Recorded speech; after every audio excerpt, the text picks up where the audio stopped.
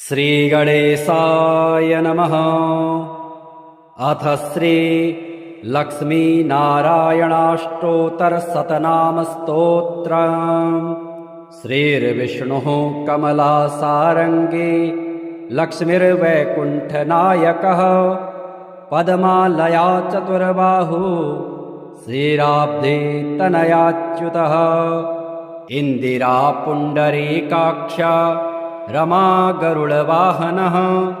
भार्गवी शेषपर्यङ्को विशालाक्षी जनार्दनः स्वर्णाङ्गी वरदो देवी हरिरिन्दुमुखी प्रभुः सुन्दरी नरकध्वंसी लोकमाता मुरान्तकः भक्तप्रिया दानवारिः अम्बिका मधुसूदनः वैष्णवी देवकी पुत्रो रुक्मिणी केशिमर्दनः वरलक्ष्मी जगन्नाथः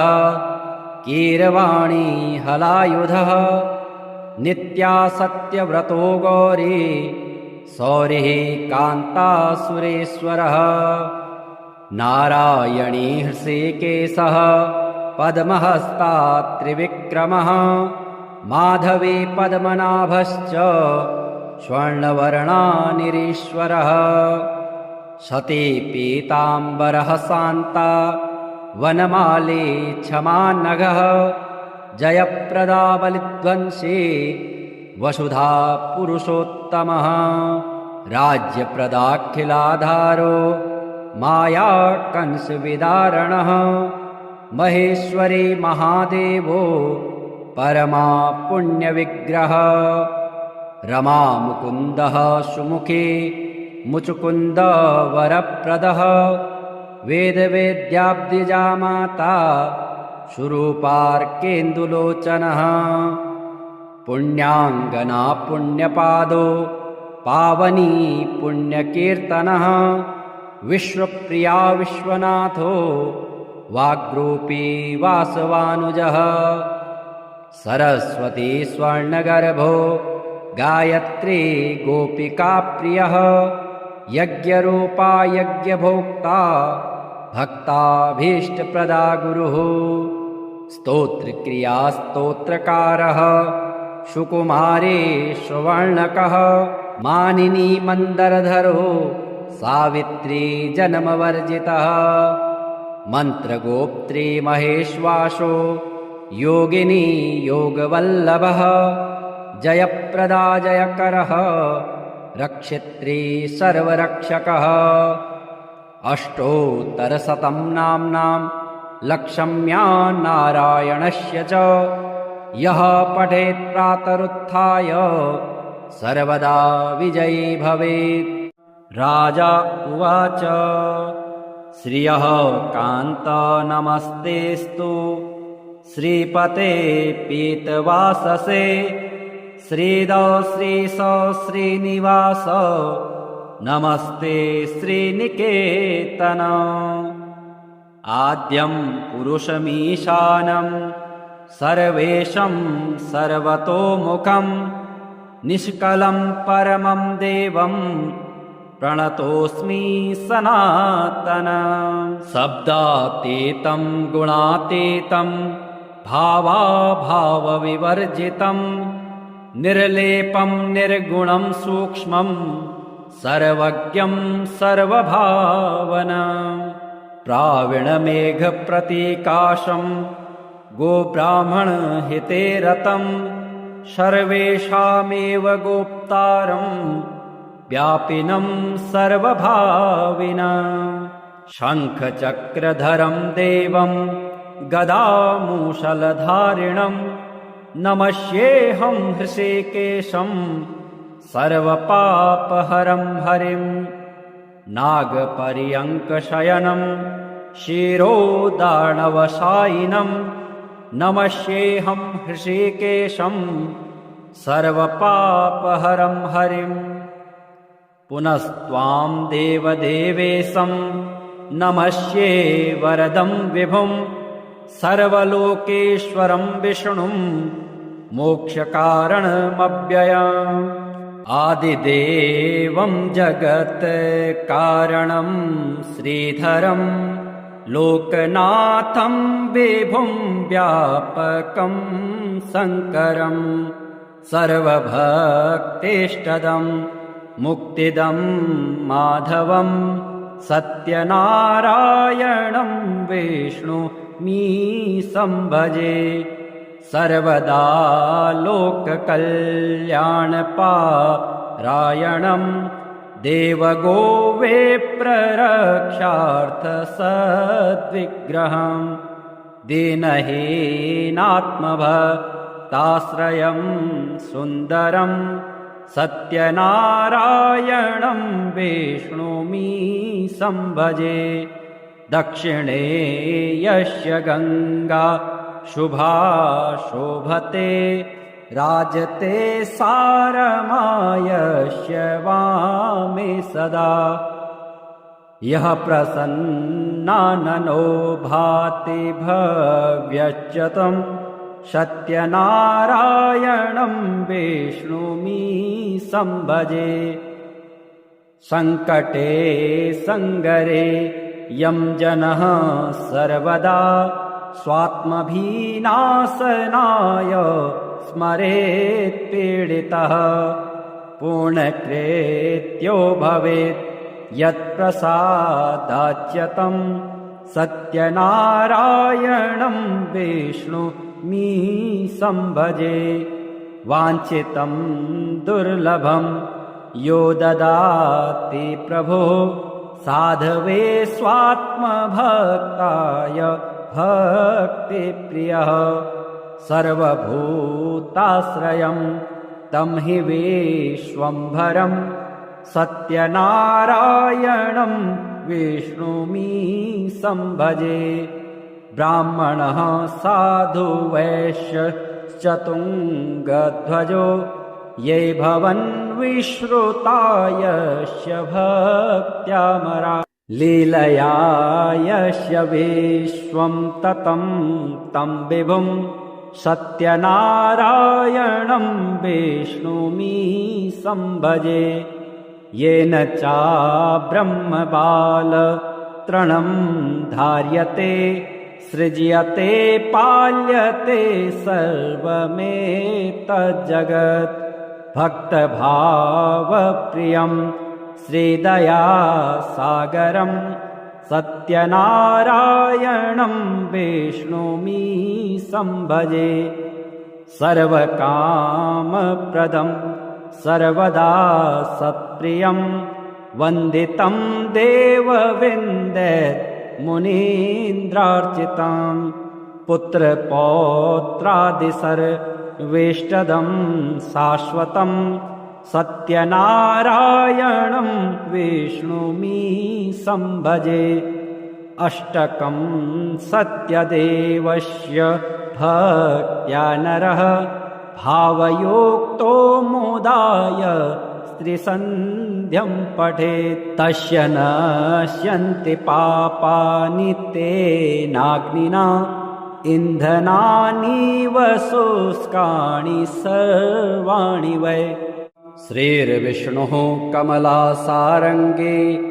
लक्ष्मीर्वैकुण्ठनायकः पद्मालया चतुर्बाहुः श्रीराब्धे तनयाच्युतः इन्दिरा पुण्डरीकाक्षा रमा गरुडवाहनः भार्गवी शेषपर्यङ्को विशालाक्षी जनार्दनः स्वर्णाङ्गी वरदो देवी हरिरिन्दुमुखी प्रभुः सुन्दरी नरकध्वंसी लोकमाता मुरान्तकः भक्तप्रिया दानवारिः अम्बिका मधुसूदनः वैष्णवी देवकी पुत्रो रुक्मिणी केशिमर्दनः वरलक्ष्मी जगन्नाथः कीरवाणी हलायुधः नित्या सत्यव्रतो गौरी सौरिः कान्तासुरेश्वरः नारायणी हृषीकेशः पद्महस्ता त्रिविक्रमः माधवे पद्मनाभश्च स्वर्णवर्णानिरीश्वरः शते पीताम्बरः शान्ता वनमाली क्षमानघः जयप्रदा बलिध्वंसी वसुधा पुरुषोत्तमः राज्यप्रदाखिलाधारो माया कंसविदारणः महेश्वरी महादेवो परमा पुण्यविग्रह रमा मुकुन्दः सुमुखे मुचुकुन्द वरप्रदः वेदवेद्याब्दिजा माता सुरूपार्केन्दुलोचनः पुण्याङ्गना पुण्यपादो पावनी पुण्यकीर्तनः विश्वप्रिया विश्वनाथो वाग्रूपी वासवानुजः सरस्वती स्वर्णगर्भो गायत्री गोपिकाप्रियः यज्ञरूपा यज्ञभोक्ता भक्ताभीष्टप्रदा गुरुः स्तोत्रक्रिया स्तोत्रकारः सुकुमारी सुवर्णकः मानिनी मन्दरधरो सावित्री जन्मवर्जितः मन्त्रगोप्त्री महेश्वासो योगिनी योगवल्लभः जयप्रदा जयकरः रक्षित्री सर्वरक्षकः अष्टोत्तरशतं नाम्नां लक्षम्या नारायणस्य च यः पठेत् प्रातरुत्थाय सर्वदा विजयी भवेत्। राजा उवाच श्रियः कान्त नमस्तेस्तु श्रीपते पीतवाससे श्रीद श्रीश श्रीनिवास नमस्ते श्रीनिकेतन आद्यं पुरुषमीशानं सर्वेशं सर्वतोमुखं निष्कलं परमं देवं प्रणतोऽस्मि सनातनं शब्दातीतं गुणातीतं भावाभावविवर्जितं निर्लेपं निर्गुणं सूक्ष्मं सर्वज्ञं सर्वभावनं प्राविणमेघप्रतीकाशं गोब्राह्मणहिते रतं सर्वेषामेव गोप्तारं व्यापिनं सर्वभाविनं शङ्खचक्रधरं देवं गदामूषलधारिणं नमस्येऽहं हृषीकेशं सर्वपापहरं हरिं नागपर्यङ्कशयनं शिरोदार्णवशायिनं नमस्येऽहं हृषीकेशं सर्वपापहरं हरिं पुनस्त्वां देवदेवेशं नमस्ये वरदं विभुं सर्वलोकेश्वरं विष्णुं मोक्षकारणमव्ययम् आदिदेवं जगत्कारणं श्रीधरं लोकनाथं विभुं व्यापकं शङ्करं सर्वभक्तेष्टदं मुक्तिदं माधवं सत्यनारायणं विष्णुमी संभजे सर्वदा लोककल्याणपारायणं देवगोविप्ररक्षार्थसद्विग्रहं दीनहीनात्मभक्ताश्रयं सुन्दरं सत्यनारायणं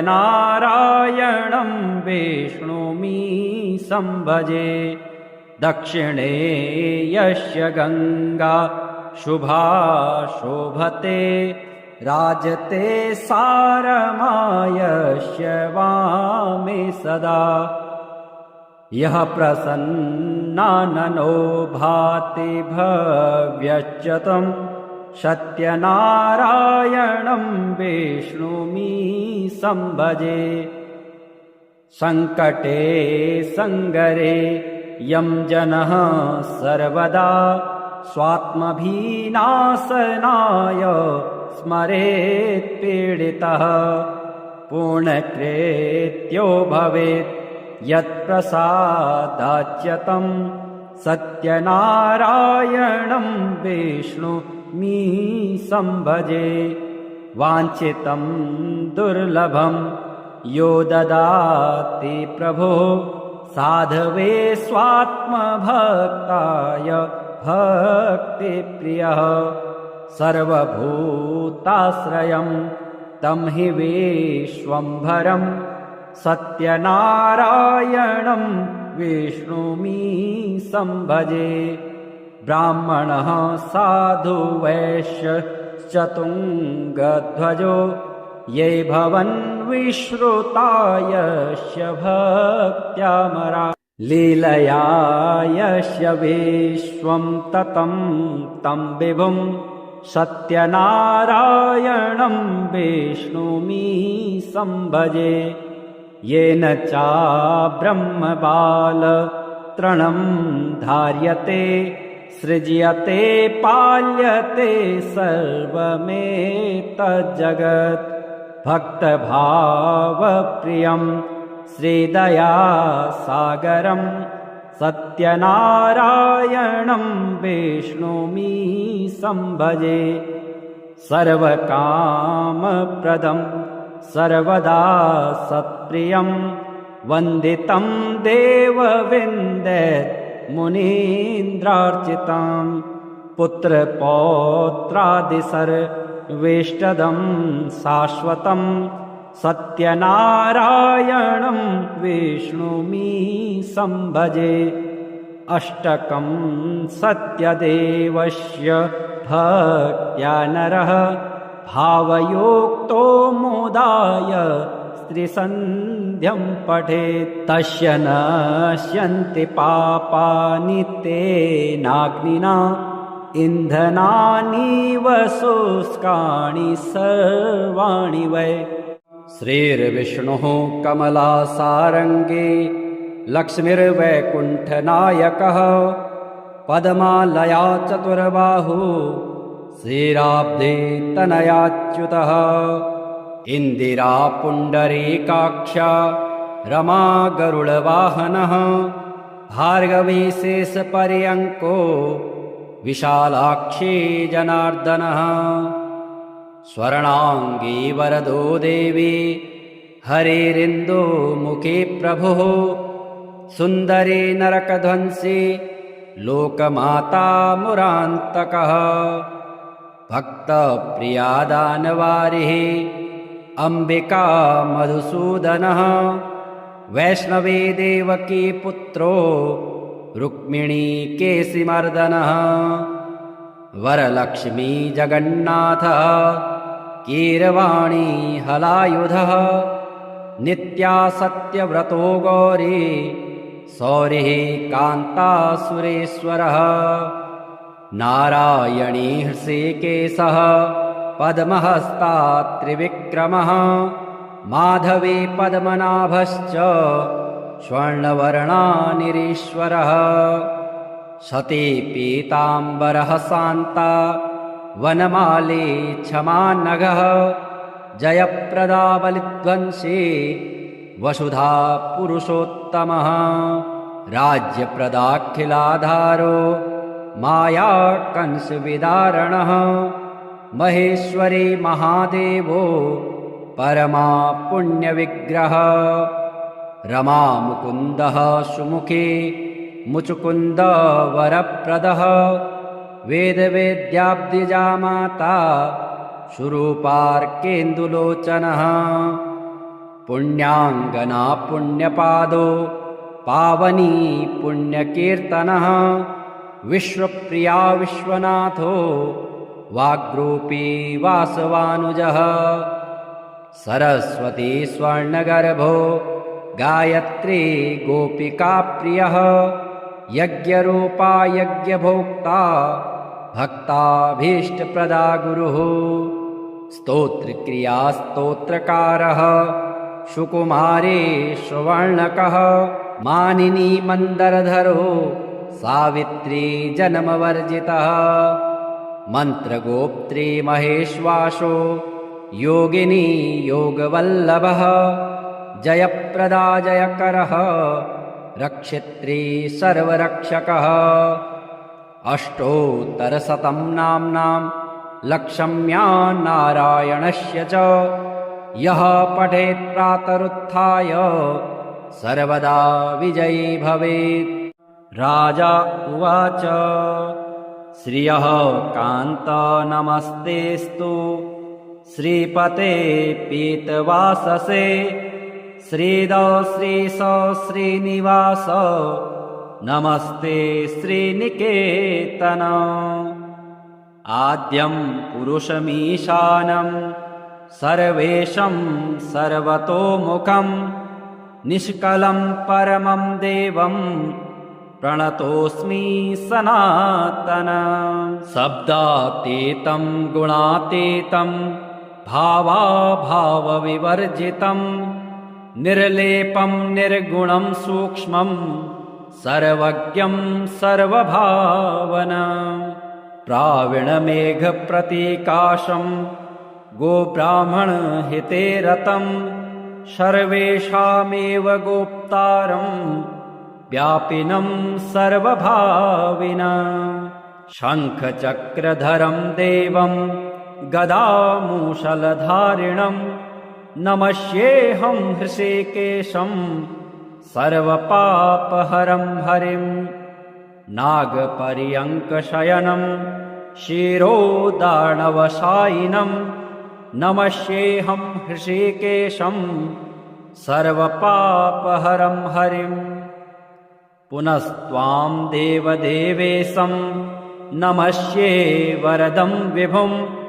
सर्वलोकेश्वरं विष्णुं मोक्षकारणमव्ययम्। आदिदेवं जगत्कारणं श्रीधरं लोकनाथं विभुं व्यापकं शङ्करं सर्वभक्तिष्टदं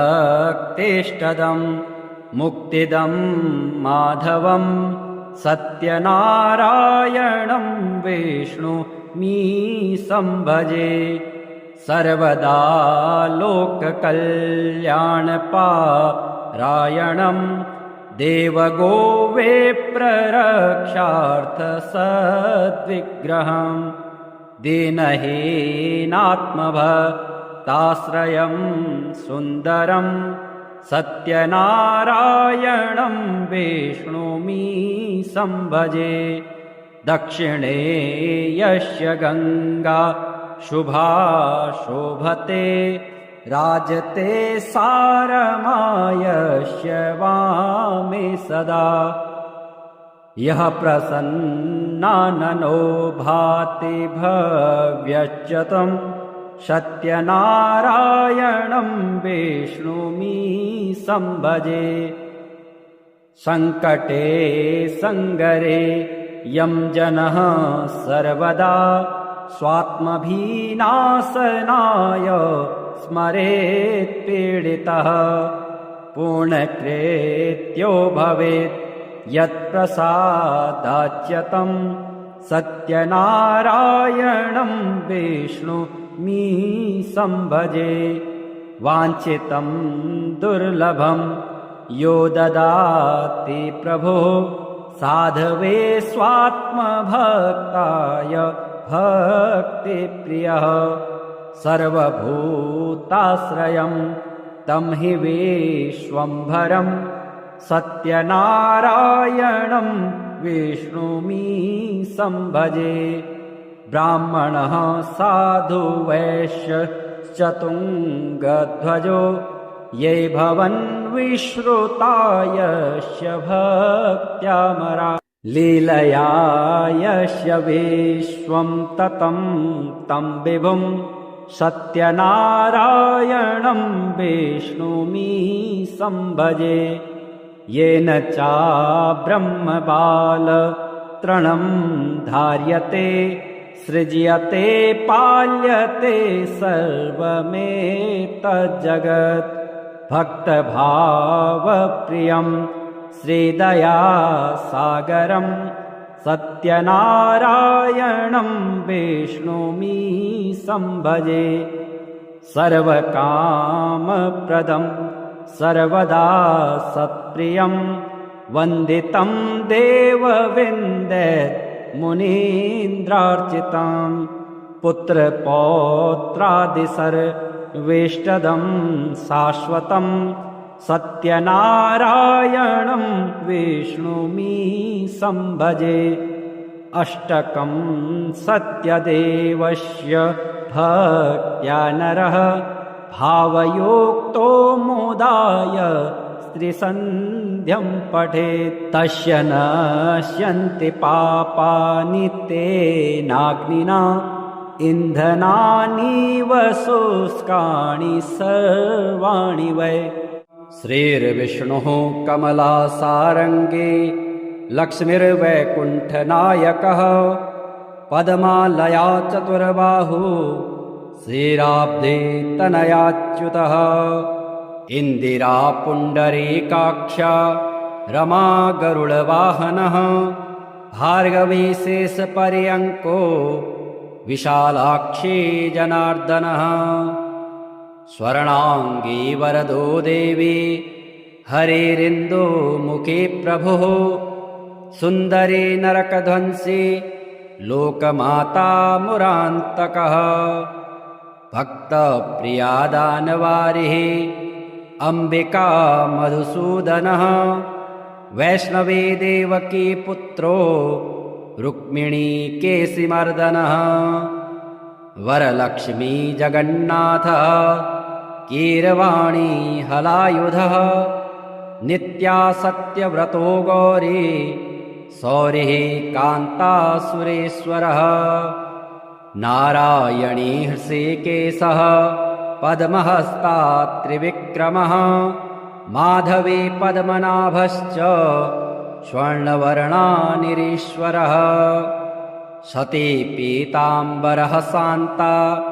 वनमाली क्षमानघः जयप्रदा बलिध्वंसी वसुधा पुरुषोत्तमः राज्यप्रदाखिलाधारो माया कंसविदारणः महेश्वरी महादेवो परमा पुण्यविग्रह रमा मुकुन्दः सुमुखी मुचुकुन्द वरप्रदः वेदवेद्याब्दिजा माता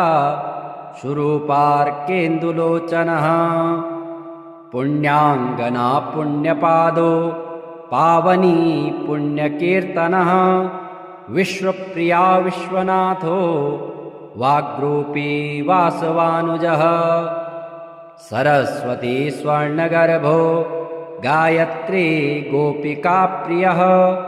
यज्ञरूपा यज्ञभोक्ता भक्ताभीष्टप्रदा गुरुः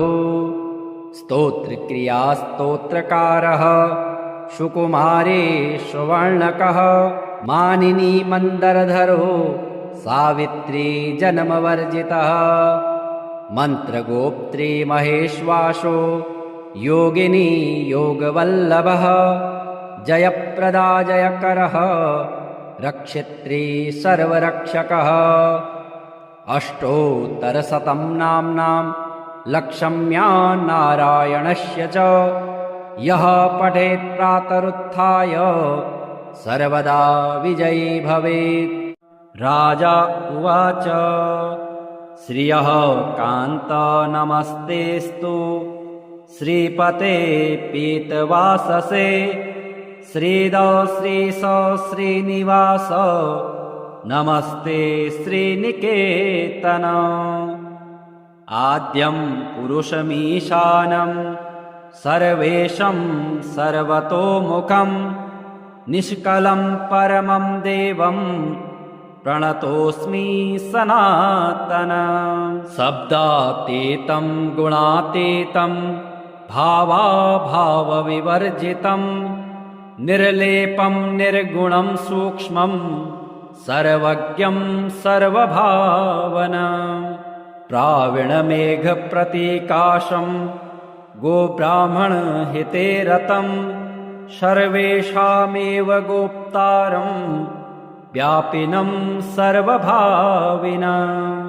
शङ्खचक्रधरं देवं गदामूषलधारिणं नमस्येऽहं हृषीकेशं सर्वपापहरं हरिं नागपर्यङ्कशयनं शिरोदानवशायिनं नमस्येऽहं हृषीकेशं सर्वपापहरं हरिं पुनस्त्वां देवदेवेशं नमस्ये वरदं विभुं सर्वलोकेश्वरं विष्णुं मोक्षकारणमव्ययम् आदिदेवं जगत्कारणं श्रीधरं लोकनाथं विभुं व्यापकं शङ्करं सर्वभक्तेष्टदं मुक्तिदं माधवं सत्यनारायणं विष्णुमीशं भजे सर्वदा लोककल्याणपारायणं देवगोविप्ररक्षार्थसद्विग्रहं दीनहीनात्मभक्ताश्रयं सुन्दरं सत्यनारायणं विष्णुमीशं भजे दक्षिणे यस्य गङ्गा शुभा शोभते राजते सारमायस्य वामे सदा यः प्रसन्नाननो भाति भव्यच्युतं सत्यनारायणं विष्णुमीशं भजे सङ्कटे सङ्गरे यं जनः सर्वदा स्वात्मभिनाशनाय स्मरेत् पीडितः पूर्णकृत्यो भवेत् यत्प्रसादाच्यतं सत्यनारायणं विष्णुमीशं भजे वाञ्छितं दुर्लभं यो ददाति प्रभुः साधवे स्वात्मभक्ताय भक्तिप्रियः सर्वभूताश्रयं तं हि विश्वम्भरं सत्यनारायणं विष्णुमीशं भजे ब्राह्मणः साधु वैश्यश्चतुङ्गध्वजो ये भवन् विश्रुता यस्य भक्त्यामरा लीलया यस्य विश्वं ततं तं विभुं सत्यनारायणं विष्णुमीशं भजे येन चाब्रह्मबालतृणं धार्यते सृज्यते पाल्यते सर्वमेतज्जगत् भक्तभावप्रियं श्रीदयासागरं सत्यनारायणं विष्णुमीशं भजे सर्वकामप्रदं सर्वदा सत्प्रियं वन्दितं देवविन्दत् मुनीन्द्रार्चितं पुत्रपौत्रादिसर्वेष्टदं शाश्वतं सत्यनारायणं विष्णुमीशं भजे अष्टकं सत्यदेवस्य भक्त्या नरः भावयोक्तो मोदाय स्त्रीसन्ध्यं पठेत् तस्य नश्यन्ति पापानि तेनाग्निना इन्धनानीव शुष्काणि सर्वाणि वै श्रीर्विष्णुः कमलासारङ्गी लक्ष्मीर्वैकुण्ठनायकः पद्मालया चतुर्बाहु श्रीराब्धे तनयाच्युतः इन्दिरा पुण्डरीकाक्षा रमा गरुडवाहनः भार्गवी शेषपर्यङ्को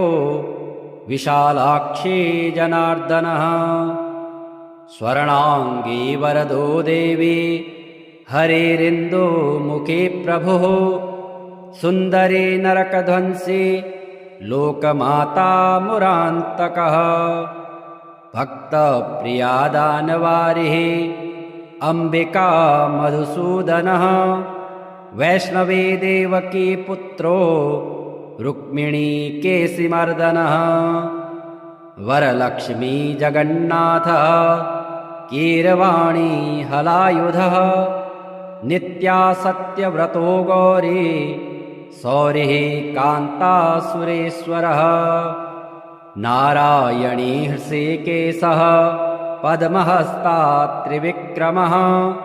माधवी पद्मनाभश्च स्वर्णवर्णानिरीश्वरः सती पीताम्बरः शान्ता वनमाली क्षमानघः जयप्रदा बलिध्वंसी वसुधा पुरुषोत्तमः राज्यप्रदाखिलाधारो माया कंसविदारणः महेश्वरी महादेवो परमा पुण्यविग्रह रमा मुकुन्दः सुमुखी मुचुकुन्द वरप्रदः वेदवेद्याब्दिजा माता सुरूपार्केन्दुलोचनः पुण्याङ्गना पुण्यपादो पावनी पुण्यकीर्तनः विश्वप्रिया विश्वनाथो वाग्रूपी वासवानुजः सरस्वती स्वर्णगर्भो गायत्री गोपिकाप्रियः यज्ञरूपा यज्ञभोक्ता भक्ताभीष्टप्रदा गुरुः स्तोत्रक्रिया स्तोत्रकारः सुकुमारी सुवर्णकः मानिनी मन्दरधरो सावित्री जन्मवर्जितः मन्त्रगोप्त्री महेश्वासो योगिनी योगवल्लभः जयप्रदा जयकरः रक्षित्री सर्वरक्षकः अष्टोत्तरशतं नाम्नां लक्षम्या नारायणस्य च यः पठेत् प्रातरुत्थाय सर्वदा विजयी भवेत्। राजा उवाच श्रियः कान्त नमस्तेस्तु श्रीपते पीतवाससे श्रीद श्रीश श्रीनिवास नमस्ते श्रीनिकेतन आद्यं पुरुषमीशानं सर्वेशं सर्वतोमुखं निष्कलं परमं देवं प्रणतोऽस्मि सनातनं शब्दातीतं गुणातीतं भावाभावविवर्जितं निर्लेपं निर्गुणं सूक्ष्मं सर्वज्ञं सर्वभावनं प्राविणमेघप्रतीकाशं गोब्राह्मणहिते रतं सर्वेषामेव गोप्तारं व्यापिनं सर्वभाविनं शङ्खचक्रधरं देवं गदामूषलधारिणं नमस्येऽहं हृषीकेशं सर्वपापहरं हरिं नागपर्यङ्कशयनं शिरोदार्णवशायिनं नमस्येऽहं हृषीकेशं सर्वपापहरं हरिं पुनस्त्वां देवदेवेशं नमस्ये वरदं विभुं सर्वलोकेश्वरं विष्णुं मोक्षकारणमव्ययम् आदिदेवं जगत्कारणं श्रीधरं लोकनाथं विभुं व्यापकं शङ्करं सर्वभक्तिष्टदं मुक्तिदं माधवं सत्यनारायणं विष्णुमीशं भजे सर्वदा लोककल्याणपारायणं देवगोविप्ररक्षार्थसद्विग्रहं दीनहीनात्मभक्तानां भक्ताश्रयं सुन्दरं सत्यनारायणं विष्णुमीशं भजे। दक्षिणे यस्य गङ्गा शुभा शोभते राजते सारमायस्य वामे सदा।